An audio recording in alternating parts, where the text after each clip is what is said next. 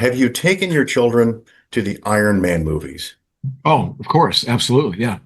Do they, among their friends, say, "Hey, my dad is Tony Stark," All the time. and you all kind of play that up a little bit, right? Yeah. Yeah. Yeah. Okay. Well, the name came after the movie. So Yeah. Okay. it's kind of funny how that worked. Yeah. Tell us about it. 2008, the Iron Man movie comes out. I was wearing my goatee like Robert Downey Jr. in that movie, just happenstance. Take my kids to go see the movie. Within weeks, everybody's calling me Tony Stark. All the kids at church.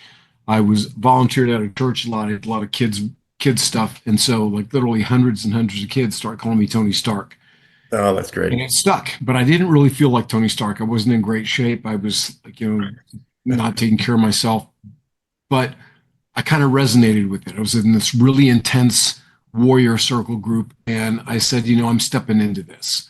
So I Excellent. went change my life, change habits, break bad habits, blah blah blah. How old were your kids at the time when you made this transition? So 2007, my son Devin is, or 2008, my son Devin is 24 now. So he was only 8 years old at the time, and my other son Michael was nine. Yeah, So 8 and 9, nice. and Well, now they're definitely 20, 26 and 25. still a pretty close dead ringer for your doppelganger. Yeah, and I wasn't gray back then, so it looked a little bit different. Well, neither was he, back then. That's So, true. Yeah, it happens. but he is now. And So so, I'm let, going to kind let of me tell play you the on the rest of the cliche. story really quick. Yeah. Oh, yeah, please. 2014, I wind up going out with this woman, and I knew her by a different name. We were both divorced. I knew her. My son had a crush on her daughter in second grade. Turns out her last name's Stark. I come home and tell my son, "Hey, did you know that so and so's mom's last name is really Stark?" And he said he lost his mind. He was like, "Dad, if you married her, would you really be Tony Stark?" And I said, "Well, it doesn't usually work that way. The man doesn't take the woman's name, but it's stuck in my head." So when we got married, I added her name to mine. Felt like it was serendipitous. So I had stepped into this I'll say. idea of being like Tony Stark with a real transformation, like Robert Downey Jr. and Iron Man. And then I fell in love with this amazing woman. So that's how I legally became Tony Stark. That is amazing. Talk about serendipity twice, right? At least twice in this whole Right.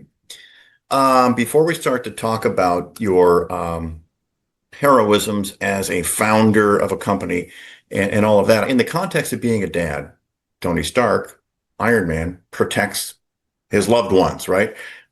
He uses skills for good. He faces challenges head on, takes responsibility. What are the parallels that you have drawn from or created and kind of attached to the Tony Stark character in the movie that pertain to fatherhood? Give us some examples of mindset, mind frame, and or things that you've done with your children that are rather heroic. The thing that I think we've seen in the recent Marvel versions of Tony Stark is that the character went from being selfish, self-centered, and self-obsessed to becoming self-sacrificing. Yeah. And as a father, I don't know a successful father that can be successful being selfish, self-centered, and self-obsessed. I'd like you to tell me more about that because I really am on your wavelength on that. The moving from a place of natural, maybe even wholesome narcissism as a person in their late teens, in their 20s and whatnot, into becoming a dad and maybe having to, do I hear you say, let some of that go? Yeah, that's one parallel that I don't really know that I had with the character was this, at least it wasn't an arrogant ego. I It think, if wasn't the anything, raging part, yeah. yeah, my ego was more based in not feeling like I was good enough. The, but there's still self obsession and Yeah. narcissism in that piece too. It just shows You up in, identified with the character perhaps after that part and the heroism part. So what have you done as a dad? This would be a question. I'm not sure I'd want to be just smacked with this question, but I'm going to hit you with it.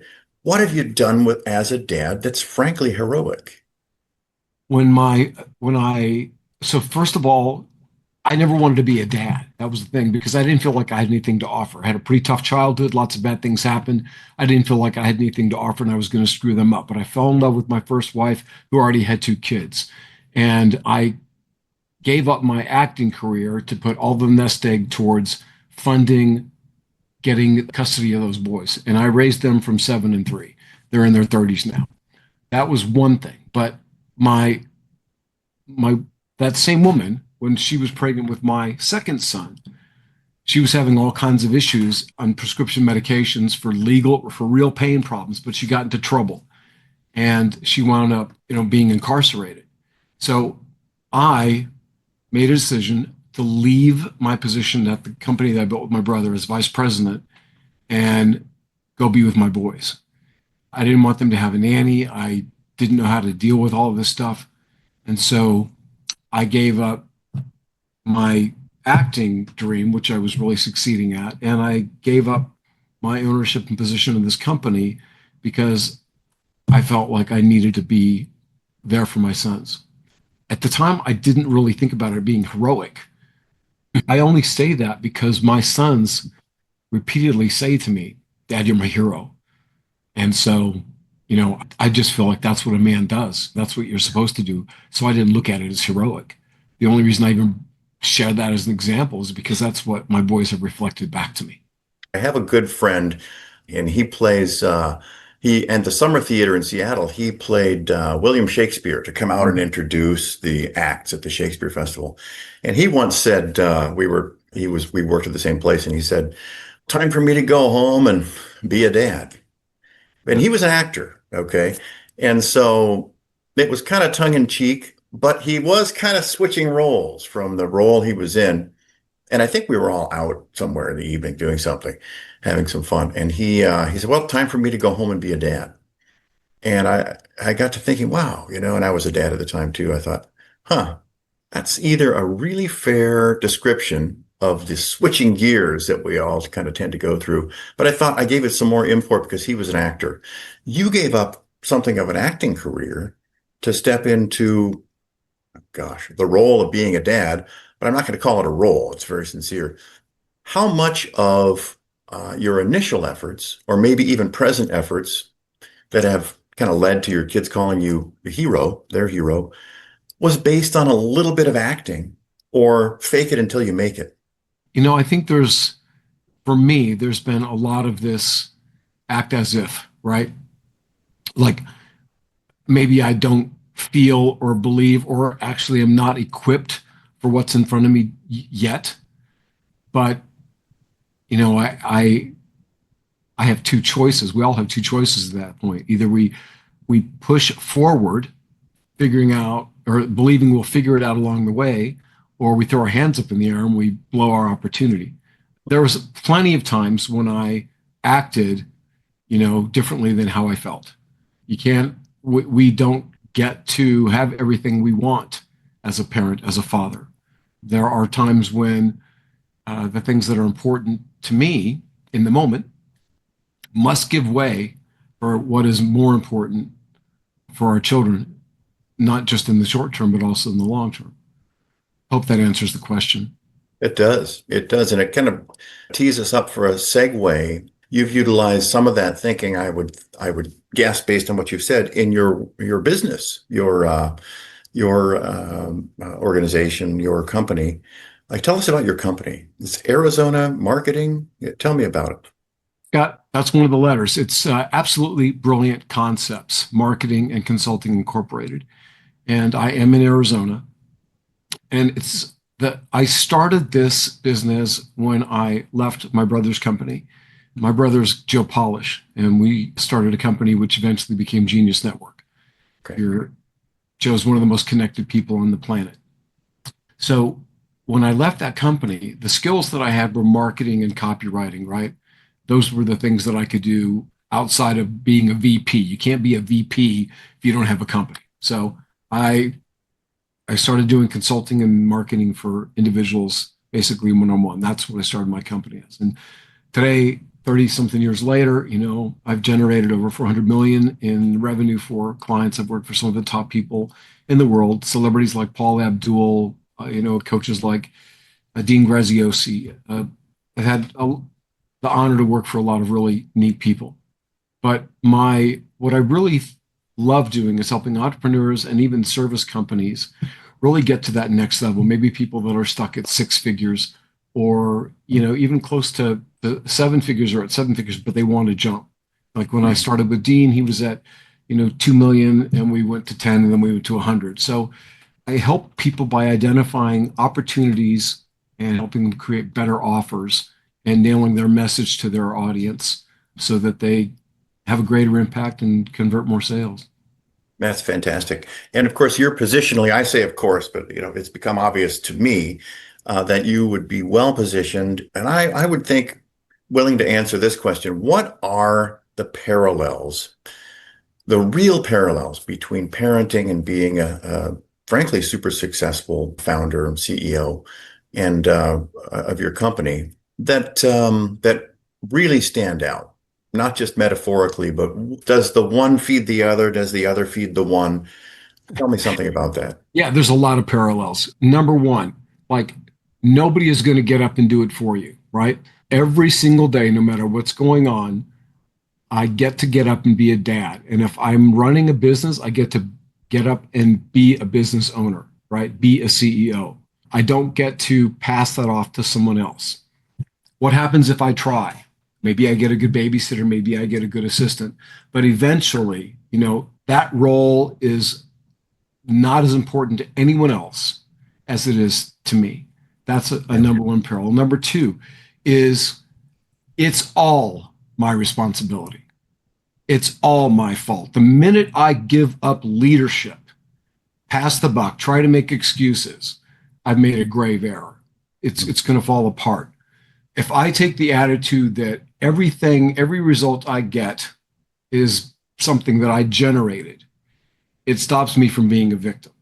And believe me, the tendency to be a victim, I think, is there in all of us. It's certainly there in me. And I have to fight it every single day. Third is put put your clients and your kids first. Those are that's primary. Like if this is about serving myself as my business and I'm not really looking out for the needs of my clients, eventually people are going to see that and it's going to come back to bite you. And you don't lead from a position of power like that. And the same with the kids, right? If the one thing that I know I did right with my boys was they knew that they mattered. They knew that they were a priority and they knew they were loved. And no parent is perfect. We all make horrible mistakes. But that foundation, I think, of caring about my clients, like my clients know that I care about them, and so do my kids. And when you have that as a foundation, that helps trust and everything else. So I'm kind of getting a picture here of you just kind of stair-stepping your way into being a better and better CEO, founder, person who's trying to make his company better and better in the same way that you're making your parenting better and better. And you're telling me you're learning by mistakes and something gets you to say, I'm getting up the next morning and I'm going and I'm going to redo this. Do you consciously make a note, either a mental note or a written note of things that you intend to do with your children because you failed, as you put it, we're going to fail because you failed in some way. Do you then come right back to that and say, okay, this is what I'm going to do to fix that? And do you, in fact, as I'm imagining here, stair step your way up the ladder, if there is a ladder, and become a better dad as you become a better purveyor of your company's interests? Patrick, this is a great question. The my belief is that failure is necessary. It is the thing that creates opportunity, wisdom, innovation. None of us like it. And as a parent, similar as within my business, I don't always know that what I'm doing in the moment is a failure. It's not until afterwards, right? Maybe lose my cool and yell at one of my kids and then see the reaction in their face and like, oh my gosh, I lost my cool. I totally didn't compose myself before I had this conversation, right? Afterwards, I know that I can correct it. So this stair stepping that you talk about, it's an interesting visual because if I'm not honest with myself and self aware, there's absolutely no way I can improve. Like, I, it's this ownership piece of like own my actions, take responsibility for what I've done, take a look at it, and then, like, okay, what can I do differently the next time? But the key is not to just stop there, right? Because you get on down the road 5 hours, 5 days, 5 weeks, and you may have forgotten what you did. And it may be based on some kind of an emotional reaction or some kind of a trigger. And so that's immediately where you'll go back to and you'll forget, oh, you know what? The last time this happened, I said I was going to do this. So for me, it's about rehearsing those things in my mind, writing them down. And what I've done in the past was, I'd write in journals and then I'd go back and I'd read on a monthly basis. Like, what did I go through this month?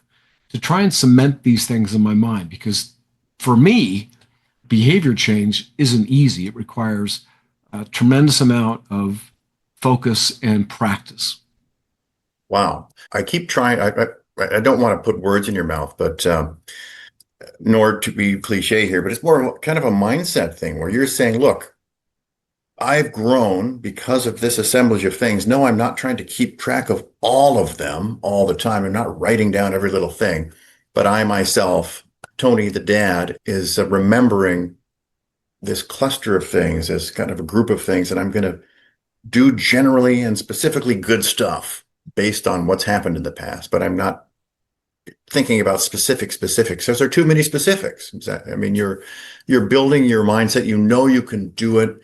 It relaxes you, puts you in the zone, and then you once again move forward up the stairs. Is that fair? Nice.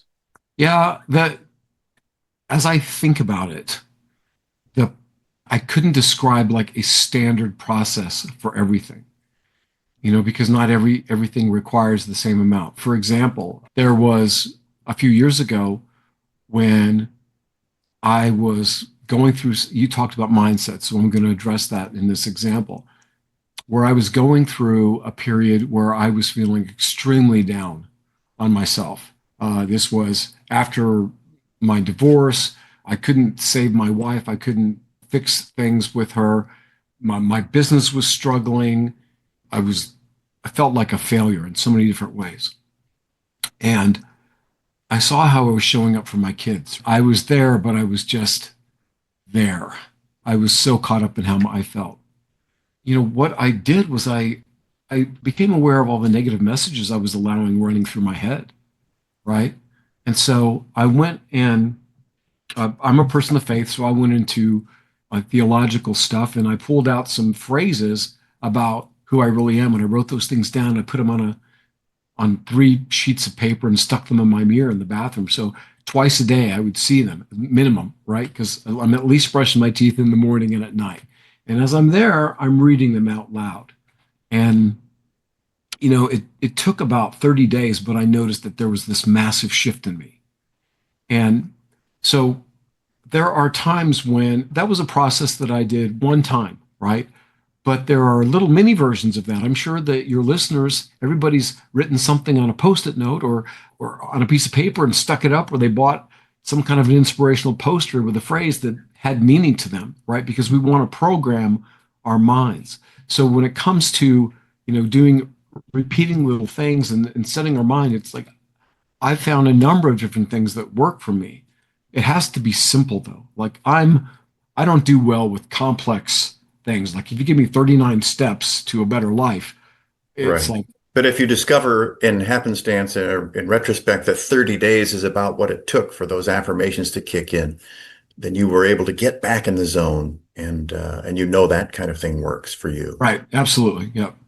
I just recently did a 90-day challenge, a stretch where I put myself through something, combination of biohacking and mindset shift. And I got some results, but not the one I wanted. So I'm going into another 90-day stretch with a little bit of a tweak. It's an experiment. Like I think for Tony, me, what would you say? Yeah, I'm sorry. Go ahead. Finish the that thought. longer I've been doing something, the longer I've been being a certain way. For me, and this could just be my own judgment, the longer it takes to do something different. It's like those pathways are worn into my brain, and I have to really exert different ways of being and behaviors to shift out of that.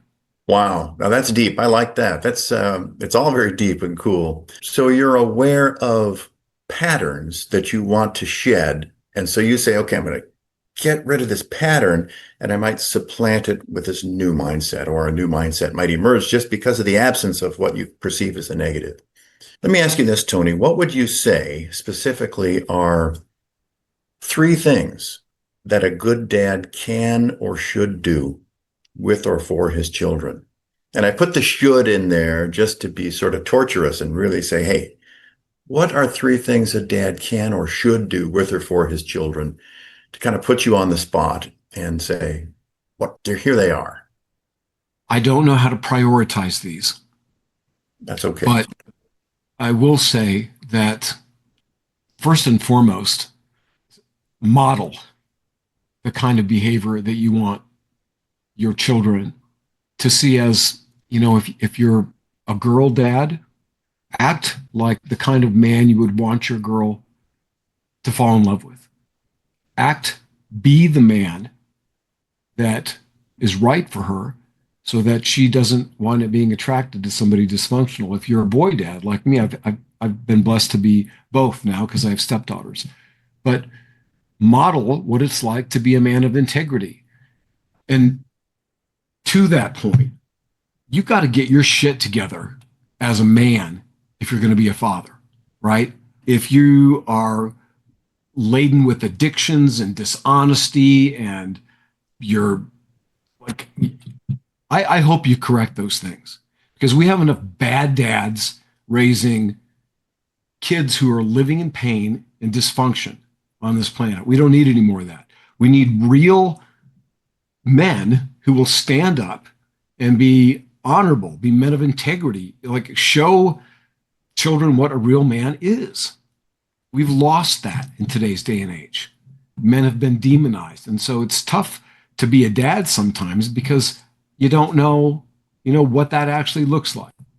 I don't want to go off. I'm digressing here, but and then No, not at all. In fact, it brings us back to if you are digressing, you're digressing within our interview here in a good way, because we talk about heroism.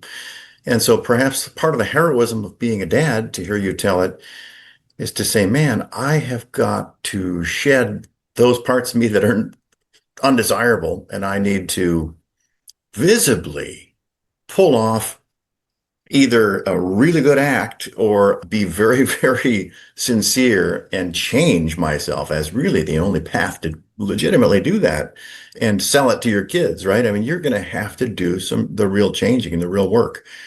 And that sounds not only heroic, but sounds like that could load a person up with a lot of stress.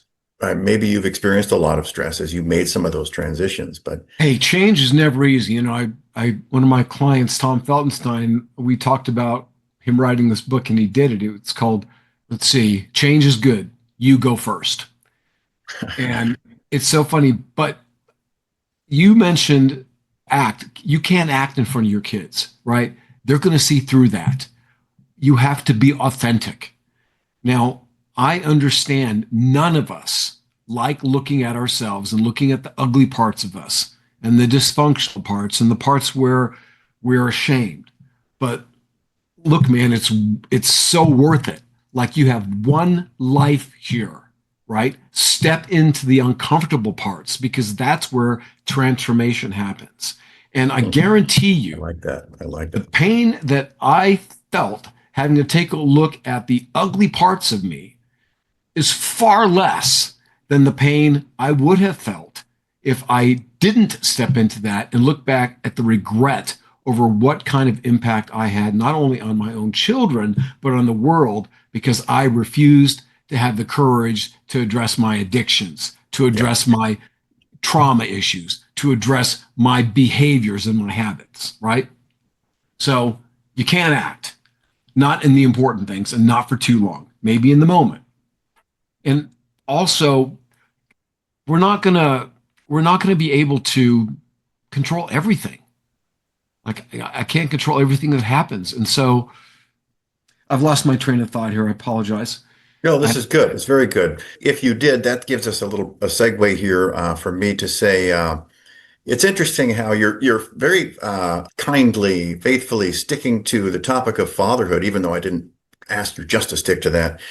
And it's good. There's one thing you haven't been talking about too much, and that is your work as a founder and of your company. And so, is that because, Tony, you've got that dialed in, and or is it because perhaps this doesn't have to be an either or? There's a couple of things I think about. Is it perhaps because, man, you do care, you do pour everything you can into your work too, but that's kind of taken care of. And maybe your children never are fully parented. I don't know. Tell me something about this fact that you haven't mentioned much about your work. Could simply be I haven't asked enough about it, but I love the path we've taken here, drilling deep into fatherhood.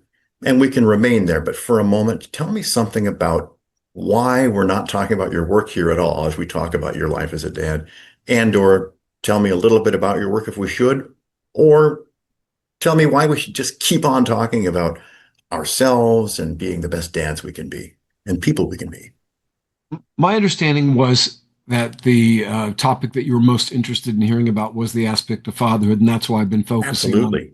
However, if that weren't the case, and we were just having a conversation and it went down this path, I would say the reason that I stick to this topic and I talk about it, quite often, is because you can build $1 billion company and every dollar you earn will not buy you a relationship with your child.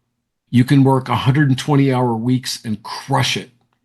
You can win awards and be the next Dean Graziosi or Alex Hermosi and still, or Bezos, and none of that is going to remove the regret that you'll feel at 40, 50, 60 when you look back on your life and realize you didn't have a clue who your kids were and you still don't. So I focus on that because business is important from the standpoint of being a founder and creating a business that succeeds. Like, we have to provide a lifestyle for our children as well, right? So the aspect of building a business is vitally important. I wouldn't poo-poo or diminish that at all. However, it's not my number one priority. I made that decision 20 something years ago, 30 years ago, actually, that the kids in my life are going to be the priority, which was a tremendous shift for me. If you remember earlier, I said I didn't ever want to be a dad, but the business and the work that I do now, it's very much like parenting. When I work with clients, I'm looking out for their best interest, right? I'm trying to guide them in a way where they're going to be better off as the years go by than they were when we started together, very much like a father. I mean, there's so many parallels in running a business and being a parent, at least the way that I see it. Like acting with integrity, being honest, going the extra mile. All of these things are required to build a business. If you're just starting out, let's say we've got an audience of people and some of them are in startups, they're founders themselves. If you've ever had a newborn, you understand what it takes to build a business. If you had the experience like I did, where I had an 18-month-old and a 3-month-old and no one there to help me, you intimately understand what it's like to start a business because it's 24/7 sometimes. There's a lot of screaming and crying and messes to deal with. And you address them and you find ways to walk through them. When it comes to creating your brand, creating your messaging, who is your target market? Who do you serve? What value do you bring? How do you position yourself? How do you set pricing? What about customer service? What about guarantees? What kind of entity are you going to create? Are you going to self-fund? Are you going to, raise money? Are you going to use credit? There's lots of decisions to be made. And it's, it's just like running a household to me in many ways. And maybe that's because Tony, I did both things together for so many years that. I love it. I love it. You mentioned guarantees. What guarantees? And this might be a place for us to wrap up here if we both feel like it. What guarantees do you offer your children as their dad? Wow, what a great question. The one guarantee that I know that I've offered my kids is that no matter what, you can come to me with anything. And I guarantee you, I will listen and I will love you and we'll work through it. Even if I am upset, even if I like can't understand why you did it, come to me with it. I love you. We'll work through it. And that served me well. My boys know that they can count on me. I may not always have the answers, but I will work, do my damnedest Hmm. to come up with it, to figure things out. I'll walk through the muck and the mire with them. I'm with them until the end. Wow. Tony Stark, thank you. Thank you, Patrick. It's been great to be here. I appreciate our conversation.